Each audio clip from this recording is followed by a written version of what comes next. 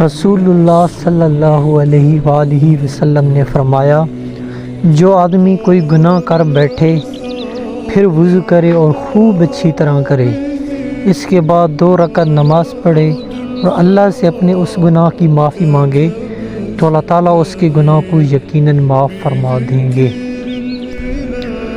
وَقَفَى بِاللَّهِ وَلِيٌّ وَقَفَى بِاللَّهِ نَصِيرًا، تمہاری سرپرستی اور مدد کے لیے اللہ ہی کافی ہے۔ سورۃ النساء آیت نمبر 45۔ لوگ عجیب ہوتے ہیں، غلط ثابت ہونے پر معافی نہیں مانگتے بلکہ رابطے ہی توڑ دیتے ہیں۔ گزری ہوئی زندگی کو یاد نہ کر، تقدیر میں جو نہیں لکھا اس کی فریاد نہ کر، جو ہوگا وہ ہو کر ہی رہے گا، تو کل کی فکر میں اپنا آج برباد نہ کر۔ برداشت کے کانوں سے سنو، رحم کی آنکھوں سے دیکھو، محبت کی زبان سے بات کرو۔ تم جب اپنی ماں کی نیت پر شک نہیں کر سکتے تو اس پر کیسی بے یقینی جو 70 ماؤں سے بڑھ کر محبت کرتا ہے۔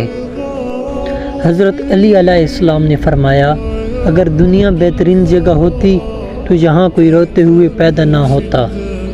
دوسروں کی عزت اچھالنے والوں کی ایک دن اپنی بھی عزت اچھل ہی جاتی ہے، اس لیے کوشش کریں کہ آپ اس اچھل کود سے دور رہیں۔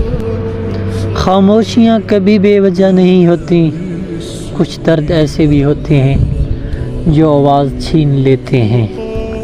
بعض رشتے ایسے ہوتے ہیں جنہیں جوڑتے جوڑتے انسان خود ٹوٹ جاتا ہے۔ اگر تم ہارو گے نہیں تو تم کبھی بھی جیت کا مزہ نہیں لے سکتے۔ ایسی خوبیاں جو محض دنیا و دکھاوے کو اپنائی گئی ہوں، خامیوں سے بھی بدتر ہوتی ہیں۔ لاڈ تو ہر ماں ہی کرتی ہے، بس غربت میں انداز بدل جاتا ہے۔ حضرت علی علیہ السلام نے فرمایا، اپنی سوچوں کو پانی کے قطروں سے زیادہ شفاف رکھو، کیونکہ جس طرح قطروں سے دریا بنتا ہے اسی طرح سوچوں سے ایمان بنتا ہے۔